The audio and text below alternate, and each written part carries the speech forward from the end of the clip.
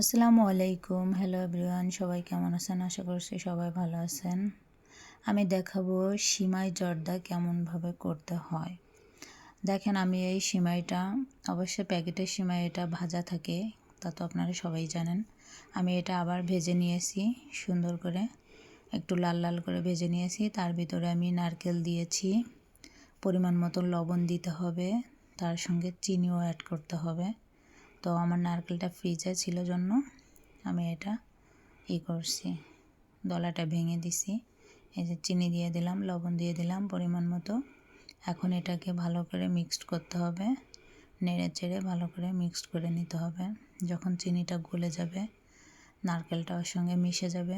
নারকেলের একটা রস আছে, আর চিনিটা গলে গেলে তো বোঝেন, মনে করেন যে এভাবে করে এটা মিক্সড করে নিতে হবে।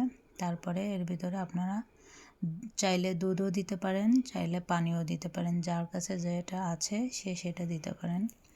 এর ভিতরে পানি দিলে সিমাইটা যখন ফুটে যাবে, যখন ওর ভিতরে কোনো মাছ থাকবে না, তখন মলিন হয়ে যাবে, নরম হয়ে যাবে। তারপরে আস্তে করে এর গাঢ় রসটা টানিয়ে আপনারা রাখতে পারবেন। এর ভিতরে কিশমিশ দেবেন, দারচিনি, এলাচি, তেজপাতা, যার যেটা ভালো লাগে সেটা দিতে পারবেন, কোনো সমস্যা নাই। আমার পেজটা একটু ফলো করবেন, শেয়ার করবেন, লাইক করবেন, কমেন্টস করবেন, আমার পাশে থাকবেন। সবাই আমার ভিডিওটা দেখবেন।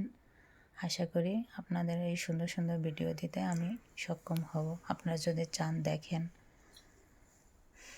তাহলে এখন আমি দেখতে পাচ্ছেন যে আমার সিমাইটা কতটা নরম হয়ে গেছে, কতটা সফট সুন্দর হয়েছে, দেখতেও মজাদার, খেতেও ভালো।